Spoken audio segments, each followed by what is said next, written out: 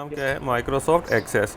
जब आप start menu में जाओगे वहाँ MS एक्सेस लिखना, तो MS एक्सेस पॉपअप हो जाएगी, सामने आ जाएगी, तो उसमें आप क्लिक करोगे तो ये खुल जाएगी। जब ये सॉफ्टवेयर खुलेगा तो आपके पास थोड़ा सा इसका इंटरफेस डिफरेंट होगा। ये मेरे पास लेटेस्ट वर्जन है, तो आपके पास आई डोंट नो कि ये वाला वर्जन होगा या इससे पिछला कोई होगा। तो 12 चीज़ें तकरीबन सेम ही होती हैं, सिर्फ थोड़ा सा उन्होंने शक्ल बदली होती है, चीज़ें यही हैं। तो सबसे पहले यहाँ देखो, मैं जा रहा हूँ ब्लैंक डेटाबेस। ब्लैंक डेटाबेस का मतलब है कि अभी हम डेटाबेस बनाने लगे हैं, कोई ना कोई डेटाबेस हम शुरू करने लगे हैं। मैं तो यहाँ मैं क्लिक करूँगा, तो जैसे मैंने इस पर डबल क्लिक किया तो मेरे पास उसने पूछा कि इसका नाम रखो। ब्लैंक डेटाबेस आ गई। तो फाइल नेम, तो शालीमार कॉलेज की हम डेटाबेस बनाने लगे हैं, तो हमने शालीमार लिख लिया। तो मैं यहाँ क्रिएट का बटन प्रेस करूँगा। ये देखें, जब हमने क्रिएट किया तो ऑलरेडी एक यहाँ पे टेबल बना हुआ आया, राइट। एक बना हुआ टेबल आ गया, टेबल 1। ये उसने पहले से हमें बना के दे दिया। हम क्या करेंगे, यहाँ ऊपर जाएंगे और इसको डिज़ाइन व्यू में खोलेंगे। ठीक है, पहले हम एक टेबल डिज़ाइन करते हैं। तो यहाँ मैं जाऊँगा, ये कॉर्नर के ऊपर ये प्रकार वगैरह एक पेंसिल बनी हुई है, यहाँ से मैंने डिज़ाइन व्यू खोल लेना है। इस टेबल का नाम, सबसे पहले हम एक टेबल बनाने लगे हैं, स्टूडेंट का टेबल। ये स्टूडेंट कौन है? स्टूडेंट हमारी एंटिटी है। तो जितनी भी एंटिटीज़ होती हैं उन सब के टेबल बनेंगे, राइट। जितनी भी एंटिटीज़ हैं उन सब के टेबल्स बनेंगे। कुछ और बाद में रिलेशंस के भी टेबल्स बनते हैं, एक्शंस के भी टेबल बनते हैं, वो बात का मसला है। फ़िलहाल आप ये सोचो कि आपके पास जितनी भी एंटिटीज़ आपने सोची हुई हैं उन सब के टेबल बनाओ। वो कैसे बनाने हैं वो हम डेटाबेस डिज़ाइनिंग में पढ़ेंगे। फ़िलहाल सिर्फ एक इंट्रोडक्शन है कि एक्चुअली डेटाबेस बनती कैसे है। और ये जो देखो हमें कोई फैसिलिटी दे रहा है टेबल बनाने की, ये जो सॉफ्टवेयर है माइक्रोसॉफ्ट एक्सेस, ये हमें एक फैसिलिटी दे रहा है कि मैं इसमें बैठ के डेटाबेस बना सकूं। इस सॉफ्टवेयर को कहते हैं DBMS। तो माइक्रोसॉफ्ट एक्सेस जो है वो एक DBMS है, राइट। तो हमने क्या किया, यहाँ पे जब इसको सेव किया और इसको ओपन किया तो एक टेबल पहले से बना बनाया आ गया। मैंने उसको डिज़ाइन व्यू में खोला। डिज़ाइन व्यू में खोलने के लिए मुझे यहाँ पर लिखना पड़ा जी इसका नाम, तो इसका नाम है स्टूडेंट। मैंने ओके का बटन प्रेस किया तो ये एक डिज़ाइन व्यू खुल जाएगा। अब इस डिज़ाइन व्यू की जो विंडो है उसको गौर से देखो। सबसे ऊपर यहाँ पे लिखा हुआ है स्टूडेंट, कि हम लोग जो टेबल डिज़ाइन करने लगे हैं उसका नाम स्टूडेंट है।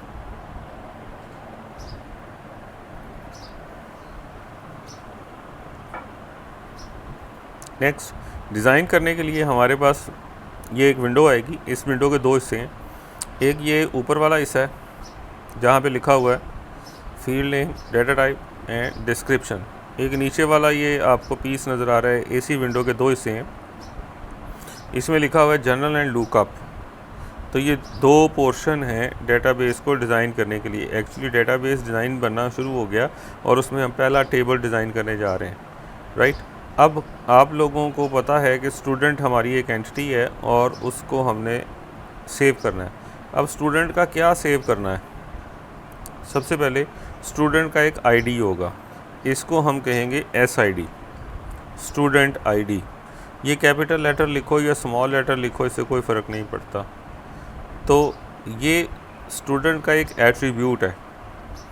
स्टूडेंट के जितने एट्रीब्यूट्स हैं वो सारे के सारे यहाँ लिखो, यानी उस स्टूडेंट के बारे में जो उसके करैक्टरिस्टिक्स हैं, वो जो आप सेव करना चाह रहे हो वो आपने सारे यहाँ लिखने हैं, राइट।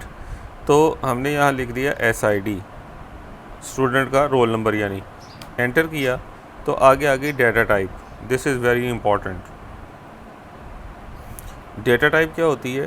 कंप्यूटर, आपको पता है कि कंप्यूटर का कोई ब्रेन नहीं होता, तो हर शय हमें कंप्यूटर को बतानी है कि ये जो डाटा है जो हम इसमें स्टोर करेंगे उसकी टाइप क्या है। डाटा की बहुत सारी टाइप्स होती हैं, जैसे मैं इसको क्लिक करने लगा हूँ आपको नज़र आएंगी टाइप्स। तो इतनी सारी डाटा टाइप्स हैं, हमें कंप्यूटर को बताना है कि जो मैं यहाँ लिखूँगा उसकी डाटा टाइप क्या है, यानी उसको सेव तुमने क्या समझ कर करना है और उसके बाद उसका बिहेवियर क्या होगा। जैसे हम कोई नाम सेव करते हैं तो नाम को मैं किसी दूसरे नाम के साथ मल्टीप्लाई तो नहीं कर सकता ना, या किसी भी नाम को, मोहम्मद नासिर को मैं 5 से मल्टीप्लाई नहीं कर सकता। तो 5 क्या है, एक नंबर है, नेम क्या है, कोई ABC है। तो लिहाजा कंप्यूटर भी ये समझ जाएगा कि यार ये जो डाटा टाइप है, इस डाटा टाइप को इस डाटा टाइप के साथ हम फ़लाँ काम नहीं कर सकेंगे। तो दिस इज़ वेरी इंपॉर्टेंट। तो हमें हर एक चीज़ की डाटा टाइप कंप्यूटर को पहले से बतानी है, क्योंकि कंप्यूटर का ख़ुद का कोई ब्रेन नहीं होता, उसे क्या पता मोहम्मद नासिर कौन है। ठीक है, तो कंप्यूटर जब डाटा को स्टोर करता है तो वो तो 0-1 की शक्ल में स्टोर करता है। तो मोहम्मद नासिर भी को 1011 की शक्ल में स्टोर हुआ, 5 जो है वो भी 011 की शक्ल में स्टोर हुआ। जैसे मैं एक वाइट बोर्ड के ऊपर लिख दूँ 11011 और कुछ और लिख दूँ 11011, मैं आपसे पूछूँ अच्छा ये क्या लिखा है, तो आपको बिल्कुल पता नहीं चलेगा कि ये ABC वाली कोई चीज़ लिखी है या कोई नंबर लिखा है या ये कोई पिक्चर है या ये कोई साउंड है, ठीक है, या वीडियो है। जितनी भी चीज़ें कंप्यूटर में स्टोर होती हैं वो 0-1 की शक्ल में स्टोर होती हैं। तो सिर्फ 0-1 देख के आप कभी भी ये नहीं बता सकते ये क्या चीज़ है। लिहाजा हमें कंप्यूटर को बताना है कि यार ये जो चीज़ हम स्टोर करने लगे हैं इसकी डाटा टाइप क्या है। वो डाटा टाइप कौन कौन सी हो सकती हैं। नंबर 1 है ऑटो नंबर। ऑटो नंबर का मतलब ये होगा कि कंप्यूटर ख़ुद ब खुद एक नंबर लगा दिया करेगा। ठीक है, ऑटोमेटिकली एक नंबर आ जाएगा। जैसे ही एक स्टूडेंट आएगा उसका रोल नंबर 1 हो जाएगा। जैसे ही आप उसका डाटा स्टोर करोगे, एंटर करोगे, तो रोल नंबर 2 खुद ब खुद लिखा हुआ आ जाएगा, हमें एंटर नहीं करना। ठीक है, तो नॉर्मली ये होना चाहिए कि SID जो है वो ऑटो नंबर होनी चाहिए। ठीक है, इसकी डिटेल जो है वो मैं कुछ दिन बाद आपको बताऊंगा जब हम कोई और डेटाबेस बनाएंगे। ठीक है, कि इसका फ़ायदा क्या है, इसका बहुत सारा फ़ायदा होगा। ठीक है, तो इसकी डिटेल मैं फिर बाद में बताता हूँ। तो ऑटो नंबर का मतलब ये है कि ऑटोमेटिकली नंबर आ जाएगा। उसके बाद आ जाएगा शॉर्ट टेक्स्ट। शॉर्ट टेक्स्ट ये होती है कि जो भी टेक्स्ट मैं लिखने लगा हूँ वो शॉर्ट होगी। ठीक है, ऑटो नंबर के अलावा ऑटो नंबर, इसको फ़िलहाल हम ऑटो नंबर कर देते हैं। यहाँ से मैं एंटर करके नीचे आ जाता हूँ, या मैं लिखने लगा हूँ S name, right, S name, student का नाम। अब स्टूडेंट की जो नेम है उसकी जो डेटा टाइप है वो क्या होनी चाहिए, शॉर्ट टेक्स्ट। शॉर्ट टेक्स्ट का मतलब है कि नाम इतना लंबा तो नहीं होता ना। ठीक है, अगर आप मेरे माउस को गौर से देखो, ये नीचे जा रहा है, तो यहाँ जाके देखो फील्ड साइज़। तो कंप्यूटर जिन लोगों ने ये बनाया उन्होंने इसको कितनी जगह दे दी है, 255 कैरेक्टर्स। इसे कहते हैं शॉर्ट टेक्स्ट। ठीक है, कि हम कितने लंबे, इसका नाम कितना लंबा लिख सकते हैं, 255 कैरेक्टर जितना लंबा। इतना नाम तो किसी का होता ही नहीं, तो हम यहाँ जाके इसको मज़ीद छोटा कर सकते हैं। मैं कह देता हूँ जी 35 चलें। 35 कैरेक्टर जितना लंबा नाम तो मेरा ख्याल है दुनिया में किसी का भी नहीं होगा शायद, तो 35 काफ़ी है।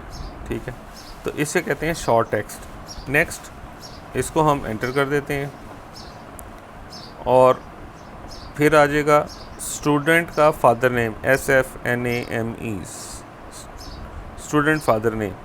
एंटर किया, ये भी शॉर्ट टेक्स्ट है। फिर वही बात आ गई, नेम है, तो हम जाके यहाँ से इसकी कैरेक्टर्स और छोटे कर सकते हैं कि 35 मेरे लिए काफ़ी है, राइट। उसके बाद आ गया एड्रेस। हम लोगों ने इस बच्चे का एड्रेस लिखना है, तो वो भी शॉर्ट टेक्स्ट। 255 कैरेक्टर काफ़ी होते हैं ना, तो यहाँ पे हम शॉर्ट टेक्स्ट लिख सकते हैं। अगर आप चाहते हैं शॉर्ट टेक्स्ट की जगह हमें इससे ज़्यादा डाटा चाहिए, तो आप लॉन्ग टेक्स्ट अगर करोगे तो देखो लॉन्ग टेक्स्ट में उन्होंने यहाँ कोई जगह चीज़ नहीं दी कि इसकी कितनी लेंथ है, इसका साइज़ कितना है। तो ये यहाँ पर हम लॉन्ग टेक्स्ट में काफ़ी ज़्यादा डाटा लिख सकते हैं, तकरीबन 66,000 कैरेक्टर्स लिख सकते हैं जी हम। ठीक है, 66,000 कैरेक्टर्स। तो इतना लंबा हम यहाँ नहीं रखेंगे, इसको हम शॉर्ट टेक्स्ट ही रहने देंगे। ओके, नेक्स्ट देखो, इसकी डेट ऑफ बर्थ आ गई। अब डेट ऑफ बर्थ की डाटा टाइप क्या होती है, जब हम यहाँ क्लिक करेंगे तो डेट ऑफ बर्थ की data type date and time आएगा। ओके, डेट एंड टाइम, क्योंकि जब डेट ऑफ बर्थ लिखेंगे तो डेट की शक्ल में लिखी जाती है। डेट कैसे लिखी जाती है आपको पता है कि पहले DD यानी डेज़ लिखे जाते हैं, फिर मंथ लिखे जाते हैं, फिर ईयर लिखा जाता है। तो उसको लिखने का एक पैटर्न होता है, एक तरीक़ाकार है। उसको ABC की शक्ल में तो नहीं ना लिखते हम। तो डेट ऑफ बर्थ जो है इसकी डाटा टाइप क्या होनी चाहिए, डेट एंड टाइम। नेक्स्ट हमारे पास आ गया फ़ोन नंबर। तो फ़ोन नंबर की डाटा टाइप क्या होनी चाहिए जी, वो भी टेक्स्ट, राइट, क्योंकि फ़ोन नंबर के साथ होते तो वो नंबर हैं, फ़ोन नंबर 1 2 3 4 ही होता है, लेकिन हमने उसके साथ कोई कैलकुलेशन नहीं करनी, ठीक है। बाज़ का लोग क्या करते हैं, फ़ोन नंबर लिखते हुए डैश डाल देते हैं। जैसे मेरा नंबर अगर 0321 है, उसके बाद अगला नंबर है, तो मैं 0321 के बाद डैश डाल देता हूँ ताकि रीडेबिलिटी बढ़ जाए। रीडेबिलिटी क्या होती है कि पढ़ने के काबिल हो जाए, कोई चीज़ आसानी से पढ़ी जाए, ठीक है। हर चीज़ को अगर हम सेपरेट कर दें डैश के साथ तो उसकी रीडेबिलिटी ज़्यादा हो जाती है, ठीक है।